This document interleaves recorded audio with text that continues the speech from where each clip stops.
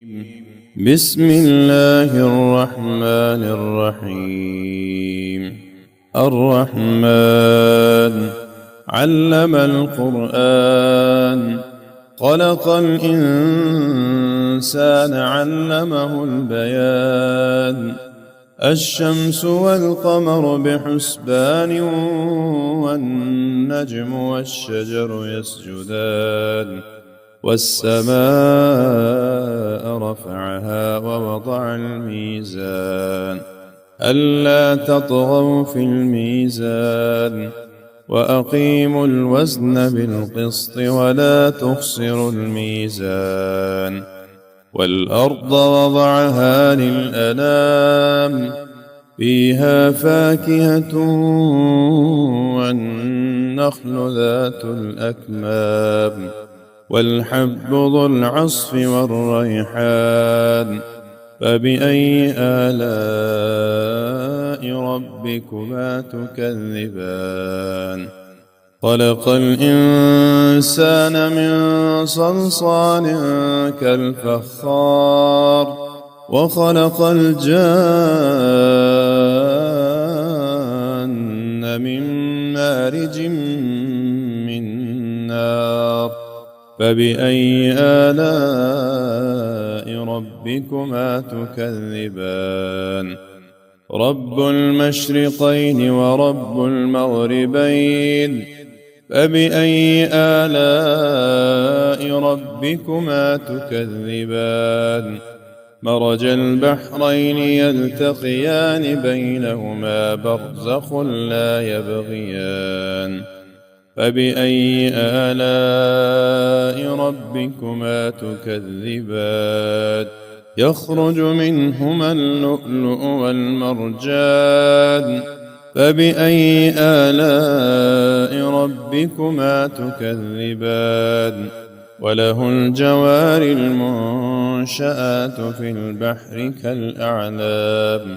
فبأي آلاء ربكما تكذبان؟ كل من عليها فان، ويبقى وجه ربك ذو الجلال والإكرام. فبأي آلاء ربكما تكذبان؟ يسأله من في السماوات والأرض كل يوم هو في شأن. فبأي آلاء ربكما تكذبان؟ سنفرغ لكم أيها الثقلان. فبأي آلاء ربكما تكذبان؟ يا معشر الجن والإنس إن استطعتم أن تنفذوا من أقطار السماوات والأرض فانفذوا لا تنفذون إلا بسلطان. فبأي آلاء ربكما تكذبان؟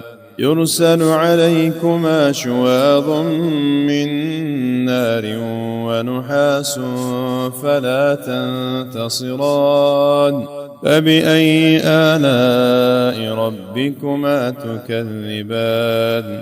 فإذا انشقت السماء فكانت وردة كالدهان. فبأي آلاء ربكما تكذبان؟ فيومئذ لا يسأل عن ذنبه إنس ولا جان. فبأي آلاء ربكما تكذبان؟ يعرف المجرمون بسيماهم فيؤخذ بالنواصي والأقدام. فبأي آلاء ربكما تكذبان؟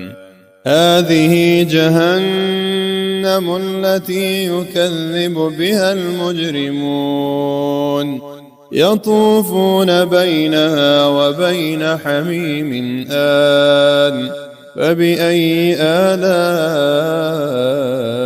ربكما تكذبان ولمن خاف مقام ربه جنتان فبأي آلاء ربكما تكذبان ذواتا أفنان فبأي آلاء ربكما تكذبان فيهما عينان تجريان فبأي آلاء ربكما تكذبان فيهما من كل فاكهة زوجان فبأي آلاء ربكما تكذبان متكئين على فرش بطائنها من استبرق وجنى الجنتين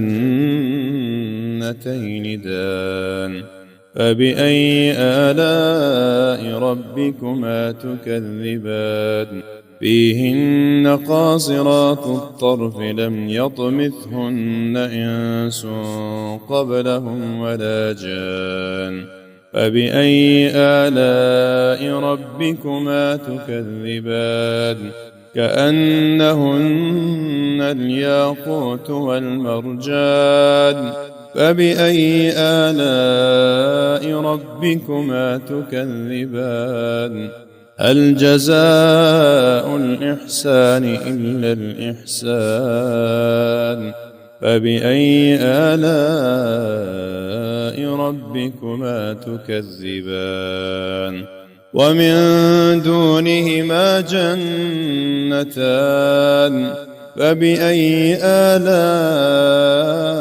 ربكما تكذبان مدهامتان فبأي آلاء ربكما تكذبان فيهما عينان نضاختان فبأي آلاء ربكما تكذبان فيهما فاكهة ونخل ورمان فبأي آلاء ربكما تكذبان فيهن خيرات حسان فبأي آلاء ربكما تكذبان حور مقصورات في الخيام فبأي آلاء